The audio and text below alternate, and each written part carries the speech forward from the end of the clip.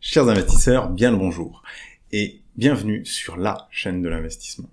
Je suis Alexandre et aujourd'hui nous allons aborder le sujet du crowdfunding immobilier. Le crowdfunding immobilier, c'est une solution pour épargner à 10% de rendement sur des projets entre 6 et 36 mois, dès 1 euro sur certaines plateformes. Bref, c'est accessible à tous, c'est un rendement extrêmement important. Et je pense qu'il est primordial de commencer cette chaîne par cette vidéo pour que le maximum de personnes puissent découvrir ce qu'est le crowdfunding immobilier. Restez bien jusqu'à la fin de la vidéo. Tout au long de la vidéo, je vais distiller un certain nombre d'informations intéressantes. On va d'abord présenter le crowdfunding immobilier, en parler bien entendu des risques, parce que chaque investissement vient avec ses propres risques. On va aussi parler de comment bien choisir les projets pour minimiser ces risques, bien choisir les plateformes. Et au milieu de tout ça, je parlerai de mon canal Telegram sur lequel je présente des projets, je parlerai des meilleures plateformes, je parlerai etc. Donc ça va vous permettre de vous lancer concrètement dans le crowdfunding immobilier. Donc, qu'est-ce que le crowdfunding immobilier? Le crowdfunding immobilier, c'est une solution pour investir dans des projets immobiliers aux côtés des différents entrepreneurs du secteur. Donc, ces entrepreneurs viennent pour un projet. Donc, on va parler des typologies de projets après, mais pour un projet, ils viennent demander de l'argent pour pouvoir compléter le financement de ce projet, en plus de la banque généralement. Ce qui va leur permettre à eux de pouvoir avoir un effet de levier plus important. Donc, qu'est-ce qu'on finance concrètement avec ce crowdfunding immobilier? Donc, ça va être, on va financer principalement des projets de marchand de biens. Donc, le marchand de biens, ça va être l'achat d'un bien, soit d'un bien immeuble ou d'un bien appartement. Et donc l'immeuble peut-être potentiellement le revendre à la découpe ou alors le rénover, simplement revendre. Ce sont les projets les plus communs. Parfois ça va être juste de l'achat-revente avec un petit peu d'administratif au milieu pour par exemple diviser des lots pour le revendre ensuite plus cher, parce que le côté administratif ça a aussi une valeur ajoutée. On va aussi avoir des projets type promoteur immobilier, donc là c'est vraiment la construction telle qu'on la connaît, les immeubles que vous voyez pousser dans les villes autour de chez vous, ou encore des projets de lotissement. Donc là c'est des personnes qui achètent des terrains, qui aménagent ces terrains, les viabilisent et revendent les parcelles, divisent et revendent les parcelles aux personnes qui veulent construire une maison par exemple. C'est toute cette typologie-là, donc grosso modo l'ensemble des projets immobiliers qu'on va se retrouver à financer au travers du crowdfunding immobilier. Mais pourquoi ces personnes-là font appel au crowdfunding immobilier? Comme je disais tout à l'heure, ça leur permet d'augmenter le levier. Par exemple, sur un projet de marchand de biens, on va dire assez traditionnel, la banque va financer 70% du projet pour se sécuriser en prenant les meilleures garanties. Pour se protéger un maximum, elle va leur emprunter à un taux du coup relativement faible. Et donc si la banque finance 70%, 30% doit venir de la poche de l'entrepreneur. Parfois 30%, si on est sur des projets dépassant les 1 million par exemple, on voit tout de suite que ça chiffre à des très grosses sommes. Et donc les personnes ne peuvent pas faire 50 projets, ne peuvent pas faire même parfois 2-3 projets en parallèle s'ils n'ont pas un complément de financement. Et c'est dans ce cadre-là que le crowdfunding immobilier intervient pour faire office de complément de financement et permettre à la personne de récupérer une partie de l'argent qu'elle a mis initialement pour aller l'investir dans d'autres projets.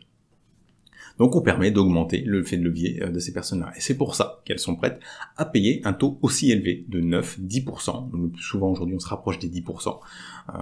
Et donc c'est vraiment très intéressant en termes d'épargne. Bien sûr, si aujourd'hui on nous propose du 10%, c'est qu'il y a des risques. Comme je l'expliquais tout à l'heure, la banque prend souvent les meilleures garanties. On reparlera des garanties plus tard dans la sélection des projets, mais ça veut dire que nous, derrière, on va être à risque. Par exemple, le risque le plus évident, c'est le risque de retard déjà. On va avoir des retards dus potentiellement à la commercialisation. En ce moment, on va avoir beaucoup de retards à cause des commercialisations parce que les taux de financement pour les particuliers ont augmenté.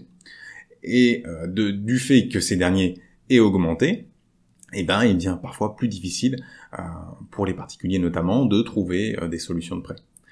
On va aussi avoir simplement des retards de travaux qui peuvent faire prolonger les projets ou même une autorisation de la ville qui vient pas à temps ou qui est retardée ou qui ne vient pas du tout et donc du coup le projet va se transformer. C'est tout ça là, je prends il faut déjà commencer à prendre des notes parce que tous ces points-là vont ressortir dans la sélection des projets. Nécessairement, il faudra chercher à minimiser ces risques dans votre sélection de projet. Au-delà de ça, bien souvent, une dérive en termes de temps implique une dérive en termes de coût, parce que déjà on a le financement qui coûte plus cher. Si le projet passe de 2 à 3 ans, eh bien il y a un an d'intérêt supplémentaire à payer. Mais aussi si c'est dû à des nouveautés en termes de travaux, si on n'avait pas vu quelque chose, qu'il y a quelque chose de plus important à faire que prévu, eh ben ça vient rajouter au budget, etc. Donc il y a toute la dérive de budget qui vient aussi s'ajouter à tout ça. En termes de risque, on va aussi avoir ce qu'on appelle le risque de l'homme clé sur les petites sociétés. Donc on va être sur des personnes qui font un peu tout dans leur société, où ils sont tout seuls. Et à ce moment-là, si malheureusement il leur arrive quelque chose, où ils sont en incapacité de travailler à cause d'un petit accident, ça peut retarder énormément le projet et voire carrément le mettre en péril. Et donc, on va maintenant passer sur la sélection de projets. Parce que maintenant qu'on a présenté les risques, oui, il y a des risques, oui, ils peuvent être relativement élevés sur certains projets, mais c'est normal, on nous propose du 10%, on va pas avoir du 10% en ayant absolument zéro risque. Il faut savoir que ces risques ne se matérialisent finalement que assez peu. Aujourd'hui, le taux de perte sur le crowdfunding immobilier est de l'ordre de 0,1%. Je le mets vraiment, c'est ce qui est présent aujourd'hui. À terme, je pense qu'il sera plus élevé, c'est autour de 1%. Mais bon, si on parle d'investissement à 10% brut, ça veut dire que si on retranche les pertes, on serait autour de 9%. C'est quand même un investissement très intéressant. Et là, on vient, à la première chose la plus importante quand on parle de projet dans l'immobilier, c'est la diversification. Il est impératif que vous pensiez à diversifier. Il faut diversifier. Donc, dans le nombre de projets, vous prenez minimum à 20 à 25 projets dans le crowdfunding immobilier pour éviter de vous exposer trop sur une partie de votre patrimoine. Si vous mettez 25% de votre patrimoine et que vous prenez seulement, en crowdfunding immobilier, mais vous prenez seulement 5 projets, ça veut dire que chaque projet va être responsable de 5% de votre patrimoine. Si vous mettez 25% mais que vous prenez 25 projets ou 30 projets, il y aura moins d'1% de votre patrimoine qui sera sur un projet. En cas de problème sur un projet, vous serez content que 1% de votre patrimoine ou 2 si 2 vraiment se passe mal, et les autres projets avec leurs intérêts vont venir compenser d'ailleurs ces pertes-là. Donc là, on a le nombre de projets, on a la typologie. Donc il faut un petit peu diversifier, pas prendre que du marchand de biens, pas prendre que du lotissement, etc. Si les règles changent dans le lotissement ou dans le marchand de biens, sinon vous allez être fortement impacté par cela. On va aussi avoir dans le même goût la localisation des biens. Si vous prenez que sur le marché parisien, vous allez vous retrouver à avoir un risque systémique, un risque sur votre portefeuille, au niveau du marché parisien. Si le marché parisien va moins bien, vous pourrez prendre des risques. Donc, bien diversifier sur différentes localisations. Il y a même certaines plateformes même qui commencent à proposer des projets à l'étranger. Donc, ce qui nous permet d'augmenter encore la diversification. Et c'est déjà pas mal. Ensuite, donc du coup, on va aussi regarder un petit peu qui est à la tête des entreprises qu'on va financer. Est-ce que ce sont des personnes qui ont de l'expérience? Parce que l'expérience est très importante. Je vais avoir tendance à mettre une grosse prime à l'expérience de mon côté, parce que on sait très bien que quelqu'un qui est un peu jeune, qui va avoir ou qui est sur ses premiers projets immobiliers, va pas forcément avoir le recul pour détecter tous les problèmes potentiels. Et donc, il va pas s'être posé toutes les questions et il peut découvrir des problèmes au moment où il se pose à lui, au lieu de les avoir anticipés et budgétés. Et donc ça, c'est un critère important.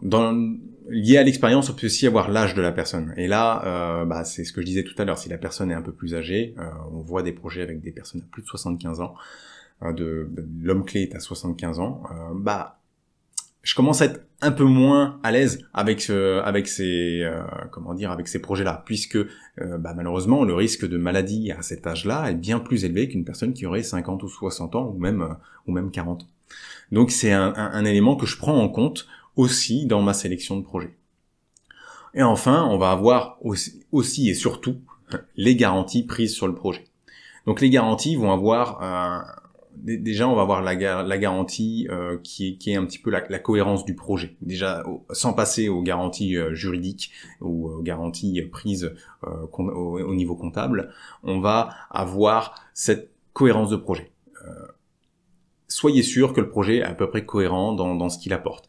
Si on construit un immeuble d'habitation, au milieu de la Creuse, je suis pas sûr de la cohérence du projet. Par contre, si on fait un appartement de luxe en plein milieu de Paris, dans le Triangle d'Or, eh bien là, le projet est tout à fait cohérent et devrait trouver son public, notamment en termes de commercialisation.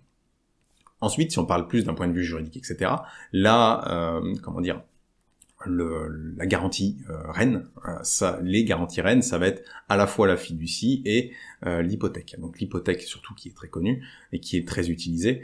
Quand la banque prend toujours la meilleure hypothèque quand elle est présente. Mais dans le cas où on est sur un financement sans banque, parce que ça peut arriver, hein, les plateformes de financement étant étant quand même beaucoup plus réactives que les banques, parfois les personnes passent dans un premier temps uniquement par une plateforme de financement en crowdfunding immobilier. Et donc, à ce moment-là, on va avoir la possibilité d'avoir l'hypothèque de premier rang. Et en ayant cette hypothèque de premier rang, ça veut dire que en cas de défaut, on récupère la propriété du bien. Si on n'arrive pas à se faire rembourser par la personne, on récupère la propriété du bien. Et donc, il va falloir que ça apporte une seconde garantie, c'est que au moment où la personne passe devant le notaire pour vendre son ou ses biens, eh bien, comme on a l'hypothèque sur son ou ses biens, on va être d'abord remboursé en priorité.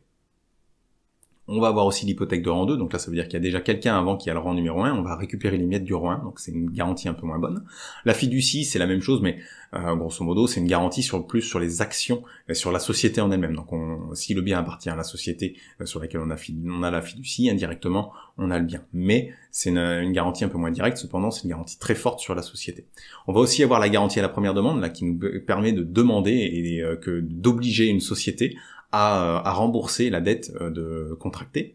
On va avoir la caution personnelle, celle-là je l'aime bien parce que la caution personnelle va permettre de mettre un petit peu la pression à la personne et va l'obliger à régler la situation et à pas essayer de filouter pour s'échapper, parce que sinon ça va retomber sur lui et ses proches, enfin, surtout sur lui, mais indirectement sur sa famille.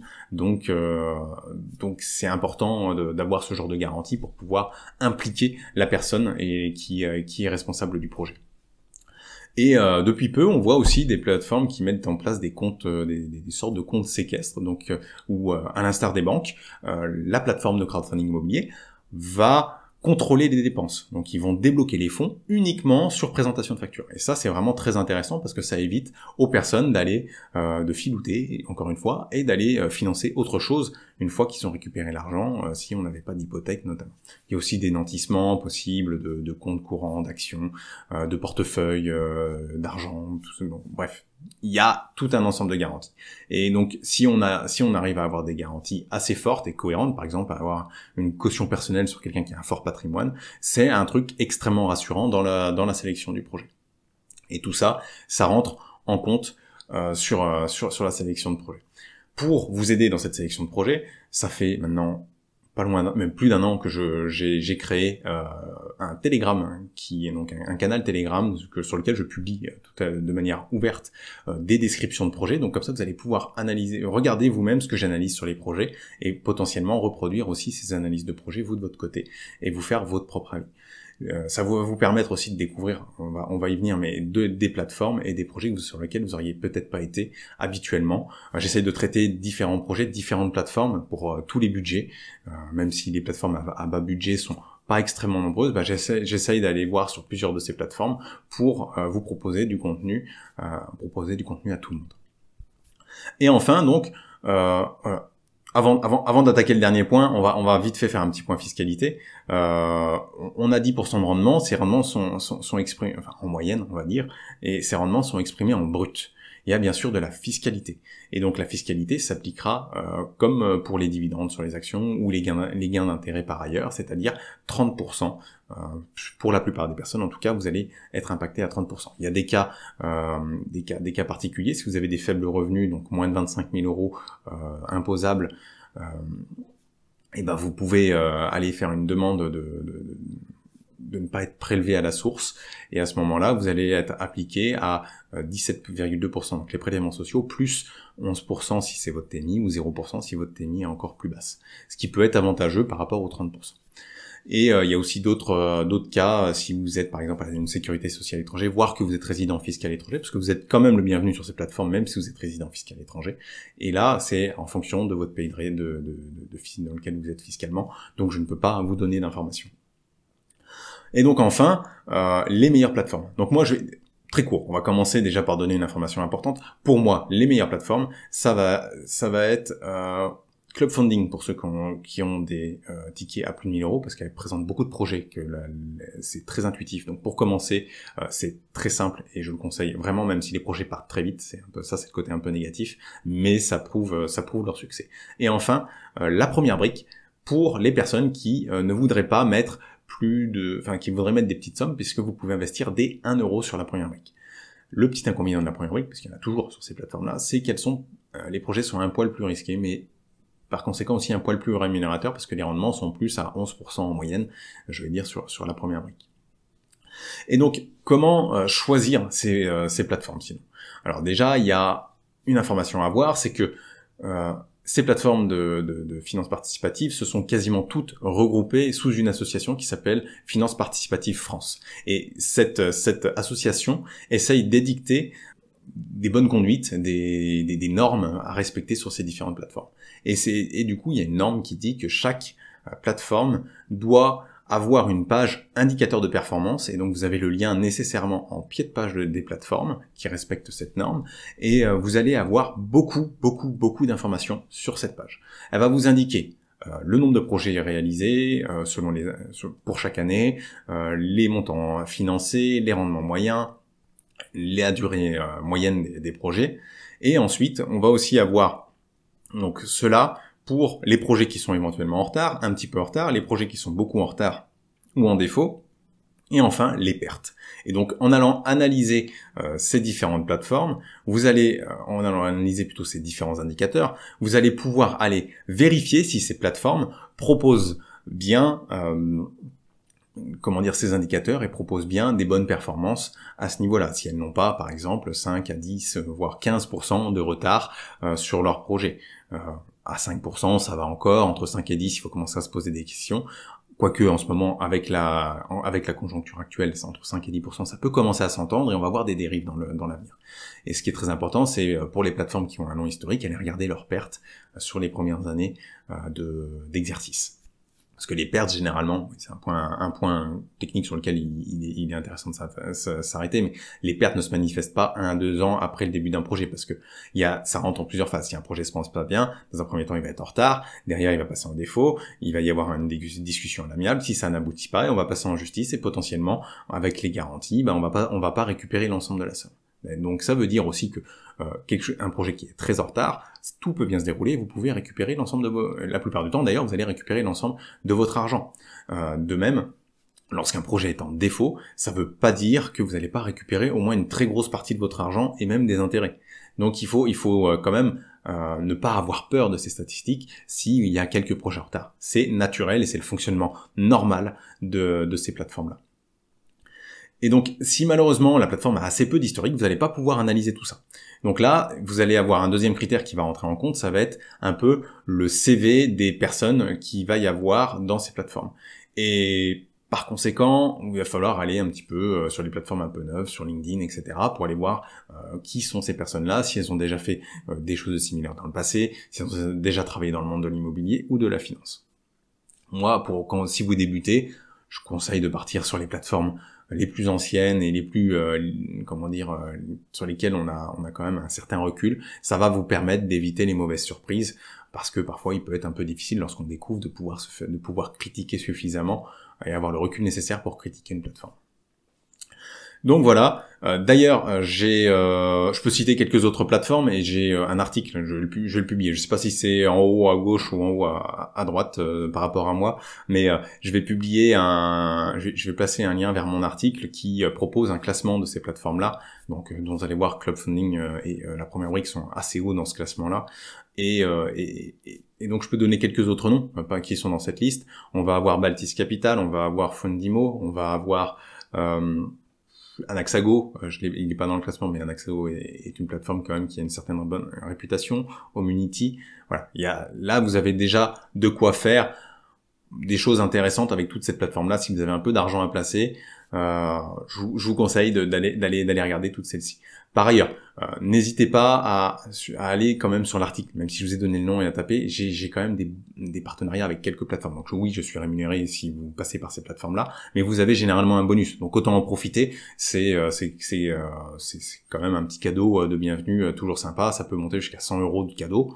Bon, 100 € de cadeau, faut les prendre, hein. C'est dans la poche, c'est pas dans la poche de quelqu'un d'autre comme ça. Et pour finir, écoutez, faut penser à vous abonner, tout simplement, hein. Pensez à vous abonner, à mettre un petit commentaire, parce que c'est ma première vidéo. Qu'est-ce que je peux améliorer? Qu'est-ce que vous pouvez me dire, hein, tout simplement, n'importe quoi. Mettez, je sais pas, le mot fraise dans les commentaires, tout ça pour améliorer le référencement, ou encore une fois, ou encore liker la vidéo. Bref. Il faut que la vidéo soit le plus vue possible et le plus partagée possible pour que je puisse faire grossir un peu cette chaîne, parce que c'est l'objectif. Voilà, bonne fin de journée à tous.